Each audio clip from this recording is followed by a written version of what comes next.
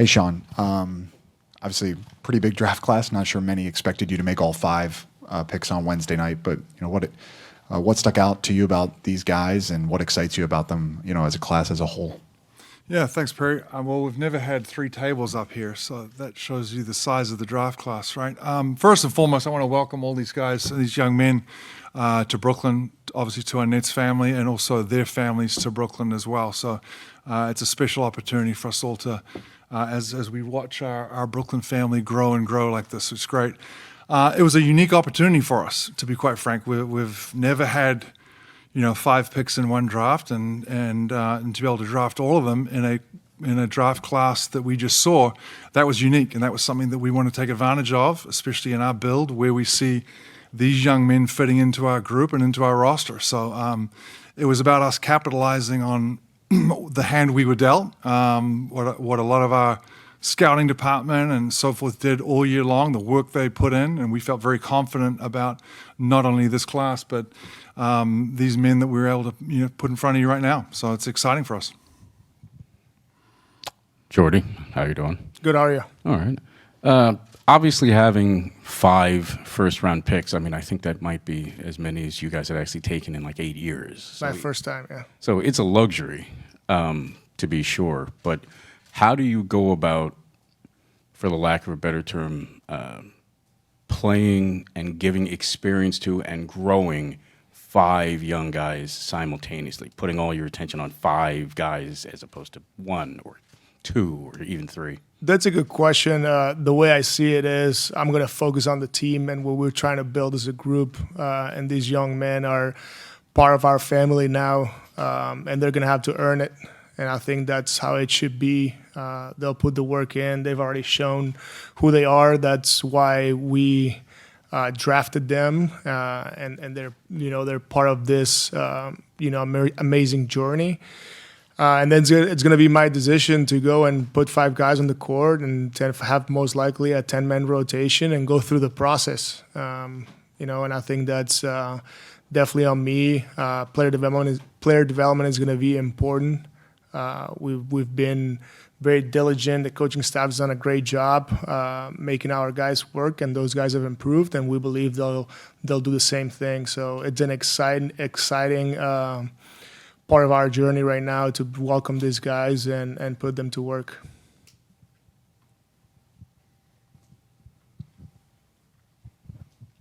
Hey everybody, Lucas Kaplan, S Daily. This one's for Sean. Obviously, some statistical similarities in a lot of the draft picks, high assist numbers, a lot of ball handling responsibilities, things like that. Did you sense sort of a shift in your evaluation as just a baseline when evaluating this class, or did it just happen to be that, the best player available ended up with, ball handling duties, high assist numbers, or somewhere in between? Yeah, I think we look at a little bit of all of that, right? It's obviously best available, that factors in, but it also, the scouting work that we've done on these guys throughout this, not just this year, but, leading up to this year, would lead us to believe it's a versatile class, right? They can play multiple positions, as Jordi just mentioned, multiple ball handlers. I think to be able to come in here and limit guys and say you can only fit into this category or this position, you've heard all the cliches, positionless basketball and so forth, but you want high IQ guys, that's what we've got here. You want versatile guys, that's what we've got here. So again, it gets back to an exciting group out there and not limiting them on how they can play. We saw attributes throughout the year of how each one of these played individually, and now, as Jordi almost even mentioned before about the coaching staff, our development staff's proven that they've done a great job, and I think that gives me utmost confidence in developing these 5 guys. And if I don't think we had that confidence in our staff, we probably wouldn't have done it. But the sky's the limit for all of them. Brian. Hey, all. Brian Mahoney from the Associated Press. You guys are from so many different places, played in so many different spots. I wonder if any of you known each other previously, have played with each other, or anything like that, or you're all sort of meeting each other for the first time here? I can start. Well, me and Nolan, we actually played against each other on the NGT tournament back when he was in France and I was in Spain. One of the last tournaments before me going to BYU and him moving to professionals. What do you know about his game? Is he, We were really aware of him on the scouting report. The game before the final game, he dropped like 45, if I'm not wrong, and against Barca, which we were happy to see that. But it was really scary for us to, get to this game knowing who he is. Yeah, I played against Egor, like you said, and against Ben Saraf in a multiple European championship during the summer. So yeah, I just know these two guys. Danny Wolf and I at the end, we've been competing with each other during the pre-draft process. We're both with CAA, working out over there at Proactive with Don McLean. So yeah, I'm familiar with his game, very skilled. As Nolan said, we played against each other one game, and me and Danny, we had I think 2 practices in the Israeli national team under 20. Yeah. Yeah, Ben and I almost played on the same team together, 2 summers ago.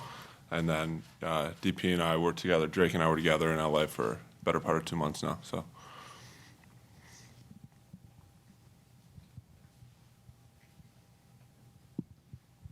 Jordi, kind of similar question, the one that Sean just had. These guys obviously share a lot of high basketball IQ, love to share the ball. How do you think that plus the positional versatility and size that they have kind of fit in the way that you want your team to play? Yeah, I mean, on both sides of the floor, I'm starting with defense. Positional size is very important, right? And you guys can see here, with your eye test, I would play these guys almost, 1 through 4, 1 through 5. So that's a good thing for us. You'll see length, athleticism, and we'll keep working on that physicality, communication. That's one of the things, the multiple effort. Those are the things that we have to be on the same page, and that's my job as a head coach. And then offensively, we want to play with pace, right? So in my opinion, we have the fastest guy in the draft. We have a lot of playmaking here. All these guys can really pass the ball. All those paint touches and ball reversals, it just helps you when you have not primarily ball handlers, but also secondary ball handlers, and all these guys can do it. So it's all a positive. There's no negatives here, and I'm very excited. And as I told them already today, is if your teammate touches the paint and creates a 3 for you, you have to let it fly. Otherwise, you're gonna come sit with me. So they already know what we're trying to do. It's been a good couple of days here, and this preparation for Summer League is exciting. Hi all, Yoav from Sport 5 Israel. Welcome to Brooklyn. First of all, guys, a question for Jordi. Since you're very close with Coach David Blatt, I'd like to hear what he told you about Ben, maybe about Danny, and if it helped you in your evaluation about them towards the draft. Yeah, because I think words of wisdom are always important. And as you know, I have a lot of respect for Coach Blatt as a person, as a coach. And when we do our due diligence, we want to, you want to watch the players yourself, but also you need to know, all the things that you didn't know, and everything was very positive coming from Coach Blatt. He really liked these 2 guys, and he knew them pretty well. So he really helped us, and finally we were lucky enough to get them both here. Hi, everybody. Brian Florentin from Nets Daily and Nets Republic. This one's for Sean. Since you've been the GM, the relationship with Long Island has been really strong, and the development has really sort of been hand in glove. How do you see Long Island playing a big role as far as helping to build on the new talent coming in? Yeah, I mean, Long Island they are exactly the same as Brooklyn Nets, right? Maybe a different infrastructure and a little bit further away, but we want to make sure that whenever our players from Brooklyn spend time in Long Island, there's nothing amiss, right? So it's clear communication between the two groups. Matt McDonald, our GM there, has done a heck of a job in helping to develop them. Mufon, our head coach down there, the same thing. And I think the proof's in the pudding when we look back and see some of our guys over the last few years who have developed and spent a lot of time in Long Island, and then all of a sudden come up to Brooklyn, and next they're starting for us or playing meaningful minutes in Brooklyn. You can see that there's a development track and development path there. So I assume some of these guys will definitely spend some time in Long Island, and you know, we'll have to see how the season sort of plays out and what minutes are there for everybody. But at the same time, as Jordi mentioned, it's an environment of competitive nature out here. So that's what we want to see. These guys go compete. There's no promises given to anybody, let alone the draft picks or the guys we currently have under the roster. Let's go compete, and may the best man win. This question is for Sean. This is Mark Malusis from WPIX. Sean, how important is the relationship between GM and coach in terms of the system that Jordi wants to play when you're going into draft night? And then what are the expectations for the Nets in the upcoming season?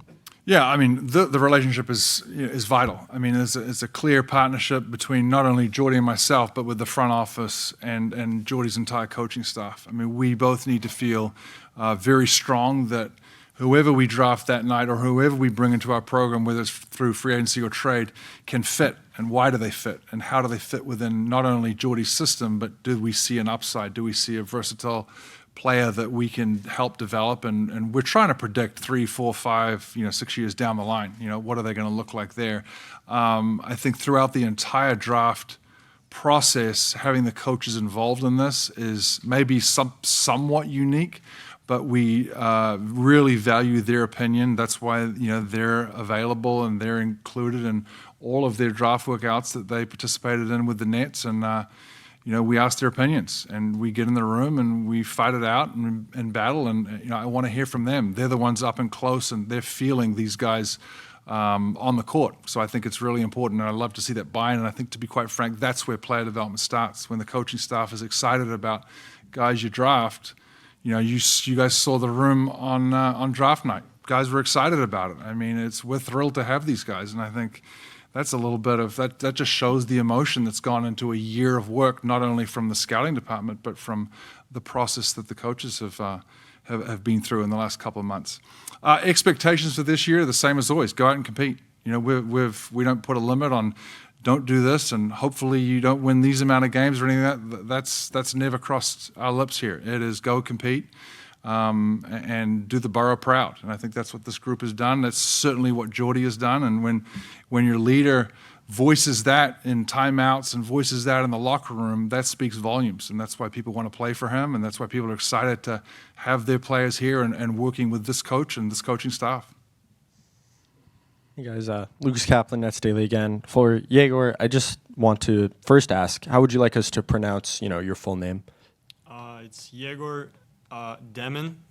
Okay, thank you. Yep. And second of all, I just want to ask what you think about today's NBA is perhaps suited for your game, especially playing, a pro-style offense at BYU. What do you think you can contribute on an NBA court? Well, I think I'm just a good fit. This team is a good fit for me, and I'm a fit for this team. Obviously, because it's a lot of athleticism, young guys, and I believe we could be a really high pace and high volume team, right? Just being able to run coast to coast, and for me, how efficient can I find those defensive rebounds and just find the outlet as fast as I can, find somebody in front of me who can finish on the rim or find the corners, right?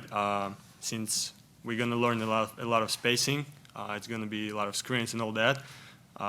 And I believe we can really find good offensive and defensive variety in case of the players on the court. As Coach said and Sean, we can really play 1 through 5, everybody, right? There's going to be rotations where we just switch everything.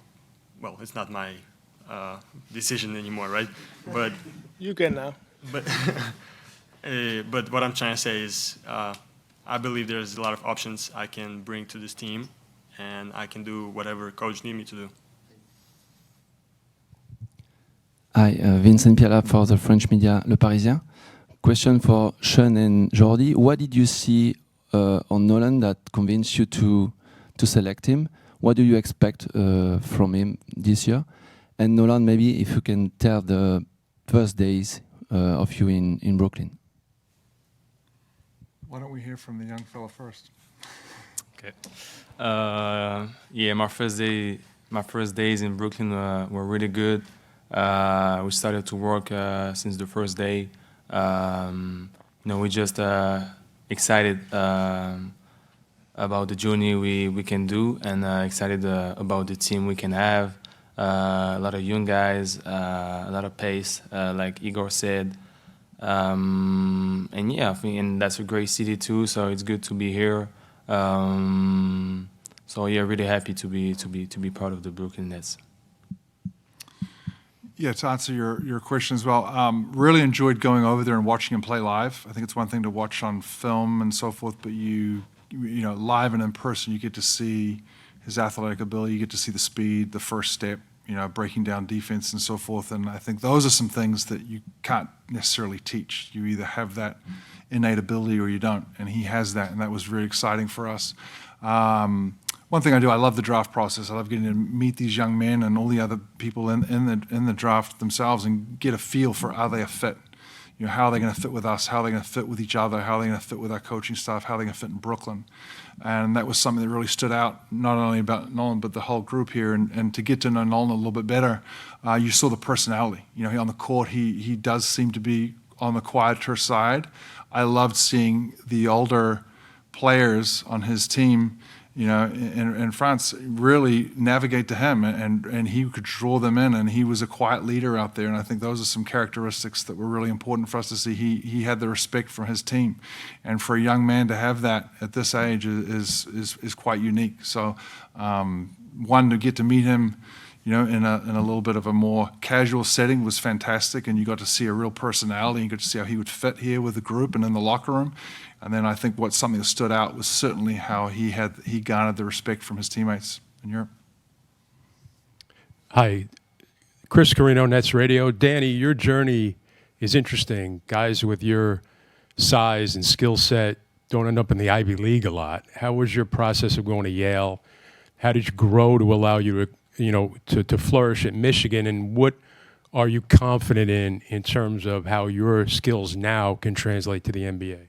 Yeah, I mean, my basketball journey's been definitely up and down, and it's took definitely a few different steps to get to where I am today. And just going to Yale, they gave me an opportunity, and I took that and ran with it, and didn't play much my freshman year there, and just kind of used that as an opportunity to work and develop my game and just grow in the areas that I needed to. And then that kind of led to I had a great summer playing for that Israeli team in the under-20 tournament, which kind of gave me some momentum, and then had a pretty good sophomore year. And after the year, just decided that it was in my best interest to kind of challenge myself and prove myself against the best in the country on a nightly basis. So I went to Michigan, and we had a great year there. And then now I was in position to get to the NBA, so we decided that it was the best time to do it. And the Nets took a chance on me again, and in terms of my skill set, I think it's still developing. I think just the jump I made from Yale to Michigan, and now obviously the NBA is a different animal, and can have to keep working on a lot of different things. But I think there's just a lot of different things I can do on a basketball court, and just whatever Coach Jordi and the staff want me to do, I'm going to do it to the best of my ability while still working and developing to kind of become that player. Sean, kind of building on your last answer about just sort of the process of identifying this class of guys, I imagine, if you wanted to go see someone from North Carolina or Michigan, you could decide that at breakfast and get on a plane and go.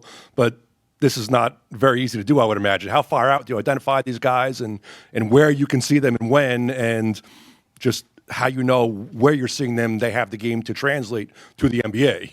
Mm-hmm.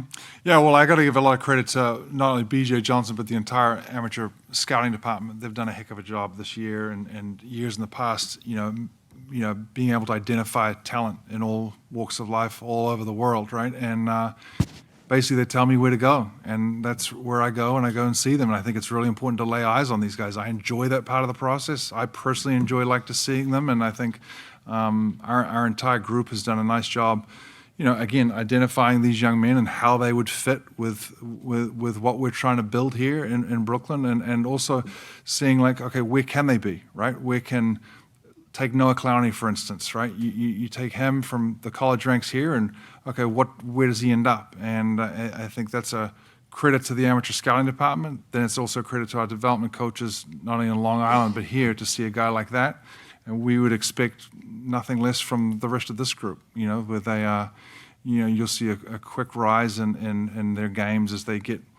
You know, there is a learning curve for sure. There's no question that you're looking at 4 19-year-olds up here. So I have 2 boys myself, older than them. So I mean, it just puts it in perspective, like just how young this group is. And to me, that's exciting when you see what the continuity we can have with this group and how they can build and how they can flourish over the next 3, 4, 5 years is going to be exciting. Eric Slater, Clutch Points. Welcome to Brooklyn, all you guys. This one's for Jordi. Sean referenced before how excited you guys looked, after making each of these selections. You looked particularly excited after you guys made the Jagor pick. Just throughout the scouting process in the last year, you guys getting to look at him, getting to know him. Just what excited you about his skill set, what he did on the court, and how he could fit into your philosophy and your vision. Yeah, going back to the positional size and his playmaking, obviously it's very important that we help each other and we give each other the best shot possible. And I would believe that he can do it, playing pick and roll or simply making the right play. That's who he is. And if you watch him play and you get to know him, you can see that right away. His ability to shoot the ball, he's going to shoot the ball very well in this league. That is another thing that excites us, but also his work ethic. We know he's going to show up. He's going to work every day. That's something that caught our eye because, as you know, it's not just watching them play real games, but we know a lot about these guys, right? Like that's what you do through the process. Like Sean said, the coaches who were part of the process was amazing. I'm not going to tell you what the process was because that's our secret. But, the group did an amazing job, and us being involved in it was very unique for me, for my experience. And, selecting him, another thing that I believe he's going to help us is with our full court pace, his ability to throw the ball ahead. That's also going to help the team. So we were pretty fast in the half court and slow in the full court, and I think playing with him, he's going to help us be faster in the full court. So all that will help the team. Like you said, the team will help him, he will help the team, so that's a good partnership. CJ Holmes, New York Daily News. Welcome to Brooklyn, guys. This one's for Drake. The man at this end of the table does not play about defense, and you won UNC's Defensive Player of the Year award as a freshman. So, in your mind, how do you leverage your defensive prowess to make an immediate impact in the NBA? Yeah, just to hit on that, I feel like my defense, that's mainly just pride. That's just something that I've had since, growing up at a young age, playing with my older brother, older cousin. That's just something that I always took pride in. I think that I can make an immediate impact to help this team be successful, and just do whatever I can to be to the best of my ability. Bob Windrum from Nets Daily. A question for Egor. Andrei Kirilenko is the president of the Russian Basketball Federation. He played in Utah. He played here. Did you speak to him about what your career path is going to look like and what it was playing here in Brooklyn?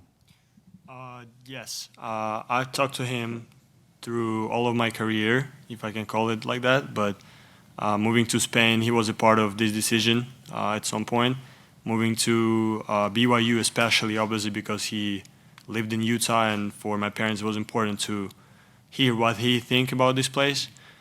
And obviously when I got picked by Brooklyn, he called me next day and we talked a little bit, he gave me some advices, and he just said that he's happy for me, that he's really happy that I'm in this organization. Congratulations to all the players selected. I'm sure it's been a busy schedule for you. What's been the most exciting, and what are you looking forward to this summer? I think that everybody would say that everybody's waiting for Summer League and just to step on the court in the jersey and play basketball together. Yeah, of course, Summer League is important. And also, the preseason with the team, after, getting to know everyone and make sure to know, like, basketball-wise, everyone.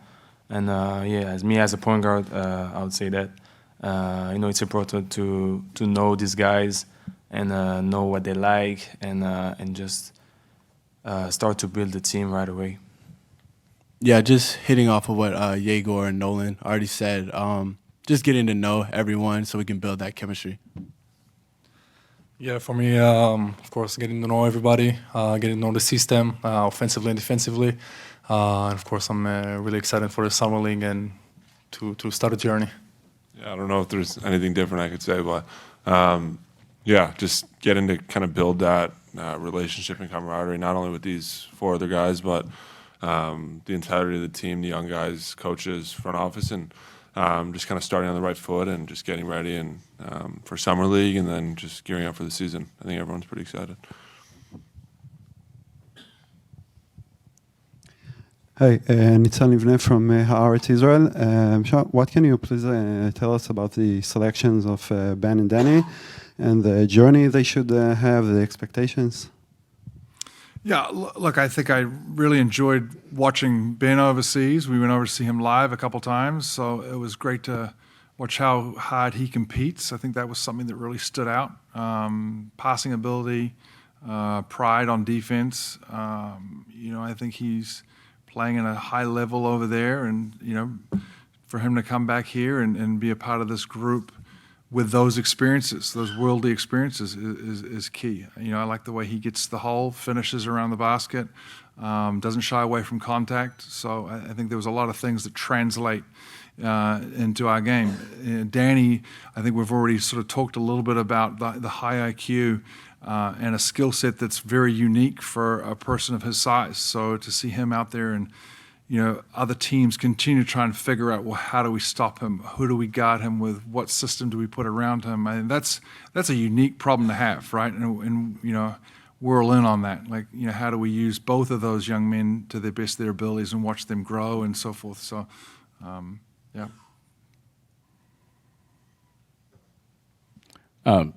For Ben, the Nets obviously liked you and had seen you several times playing over the course of the year. But I'm curious, A, when they had already taken 2 point guards, were you surprised at all when they drafted you, knowing that they had already taken 2 point guards ahead of you? And B, when you found out you were coming to New York, just how did you feel knowing you were coming to a city with such a huge Jewish population and having, for lack of a better term, an Israeli youth national team teammate? Yeah, for the first question, as we said before, I think we all can play several positions.